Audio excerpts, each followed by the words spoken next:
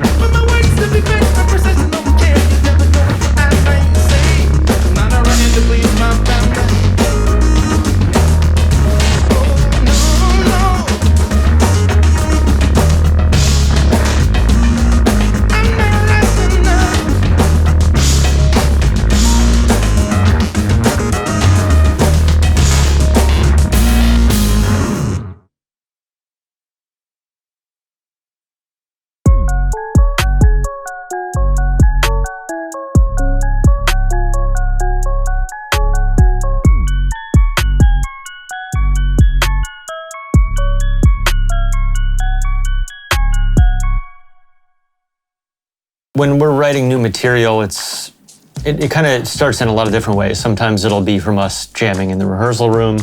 Sometimes it'll be Josh playing on his own. Sometimes it'll be me starting a lyric and handing it to Josh. Kind of happens any number of ways. Kind of revolves around my setup the most, in terms of like in terms of the music. Compose the music, make like a voice memo and send it to him. Mm-hmm. Yeah, I typically write the words and he writes the music, but there's a lot of overlap and handing ideas back and forth. Yeah. It happen a lot of different ways. You know.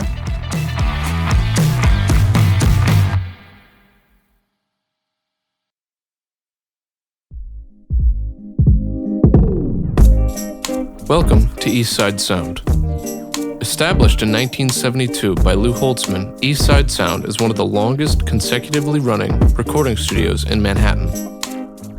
Studio A's control room features soffit-mounted Atom Audio S5H mains along with A7X Sub-10 combo for near-fields, all surrounding a unique 48-channel digitally controlled analog Harrison console. The live room consists of one open large space with 6 smaller ISO booths, perfect for live tracking your entire band. Studio B, the official New York Atom Audio production space, is an intimate control room with an ISO booth designed for student producers and engineers to hold mixing and vocal tracking sessions. With 6-time nominated and 3-time Grammy-winning chief engineer Mark Urselli at the helm, and many hard-working engineers, assistants, and interns to help you with your vision, Eastside Sound is a perfect space to bring your next record to life.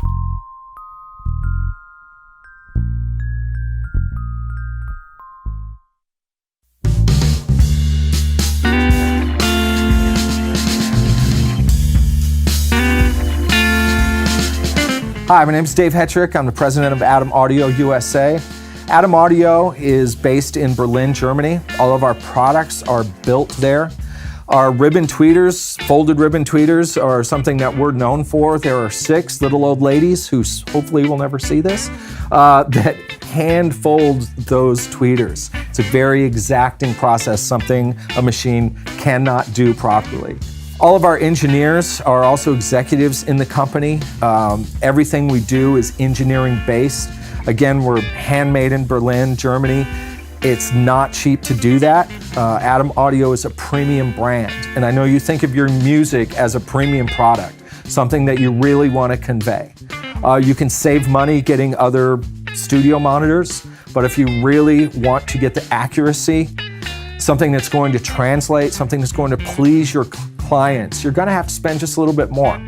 But you're going to get a product you can use for the rest of your life and for the life of your music. It's Atom Audio here at American Musical Supply.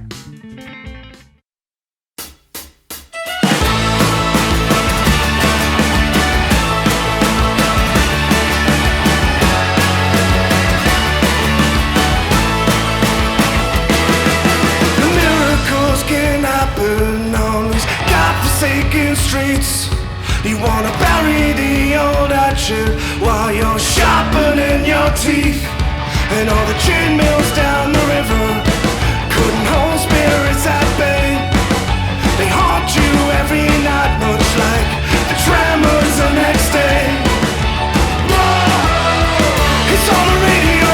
Whoa, you dodge a bullet there. Whoa, you turn another page, you tangle all loose ends tonight. Where you gonna run? Where you gonna hide? The boys are back in the Bronx tonight.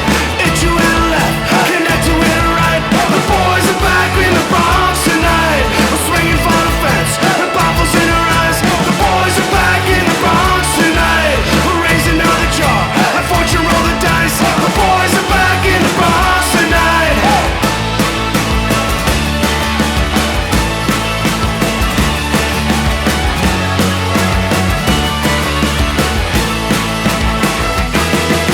Forget the plans that fell apart, of mice and men, the telltale heart.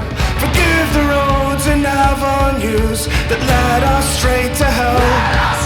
It's time to on all those mistakes, the lessons learned, the price you pay. Reminders left for better days, a tribute to the price you pay. Whoa, it's on the radio. Whoa, you dodge a bullet there. Whoa, you turn another page and tangle all loose ends tonight. Where you gonna run? Where you gonna hide? The boys are back in the Bronx tonight. It's you and the left, connect to it right. The boys are back in the Bronx tonight.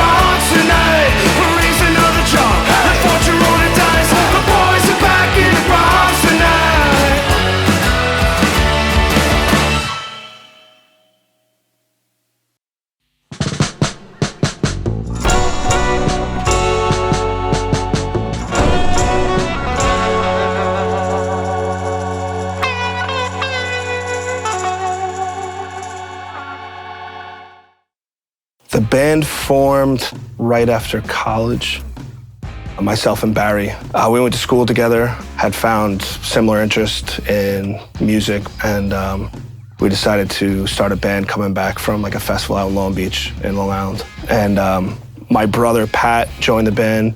I bought him an accordion, a button accordion, and like reached out to a local guy to like teach him and give him lessons. And Fionn McGallagher, who plays electric guitar with us, he also grew up like in our neighborhood, and he joined the band. The name of the band is The Narrowbacks, and that means it's a derogatory term for first-generation Irish American because, you know, your parents are immigrants, came over, had these big broad backs from doing like labor, and we're supposed to be lazy, I guess, and entitled first-generation Americans, which some of us have worked for, and some of us are still kind of, you know, rough and have broad backs. Didn't really listen too well or take up on the opportunities.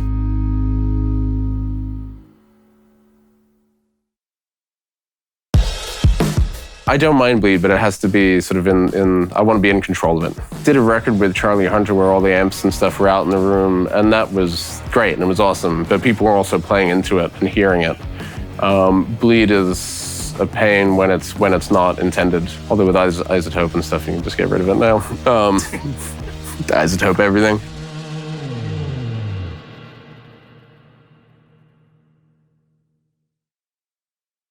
My favorite thing about being an engineer is being able to work on a creative project from a technical side, but that still kind of involves the emotional aspect of what the artist is trying to portray. So, you know, really being able to dive in deep on the details, but do your best to make sure that whatever it is that they want people to experience is really the focal point. I've definitely floated around with different genres, but the thing I work on the most, I think at this point, would kind of be the indie rock to synth pop realm. That's mostly my wheelhouse. And it's the genres that I really love working on. I like things that kind of have one step into the pop realm that are very accessible to a lot of people, but still have the kind of energy of like alt rock and indie rock and things like that.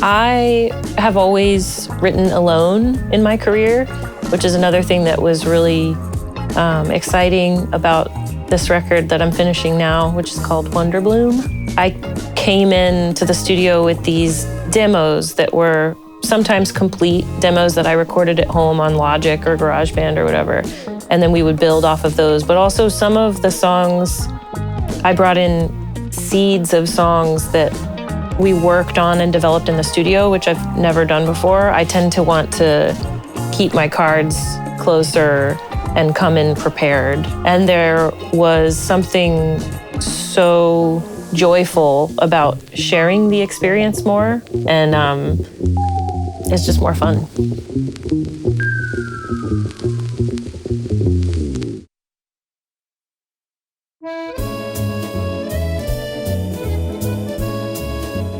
Hey, it's Tony.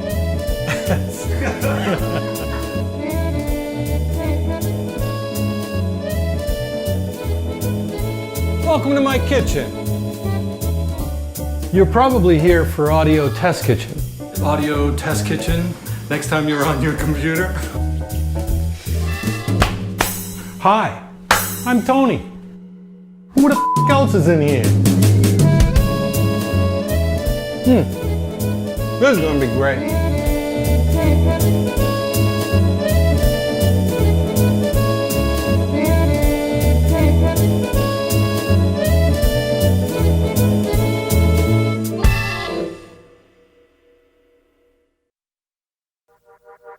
We met through Mike League of Snarky Puppy, and we've known each other for a couple of years, but really got to know each other like sort of once we started working together. When Becca approached me, originally she hired me as an engineer and said she wanted to produce it and have some help. And then we ended up just sort of doing it all together. And it's been nice to do a project where we have the time and ability to sort of see things through as intensely as we have. And there's been, Becca's singing is amazing. That's been sort of like the easiest part of the whole thing. But creatively has sort of been the highlight for me. Sort of every idea that we've come up with, that we wanted to try, we pretty much have done, including like a faux gospel choir on one tune, which happened not that long ago, in like the 11th hour. But it's been an amazingly creative process.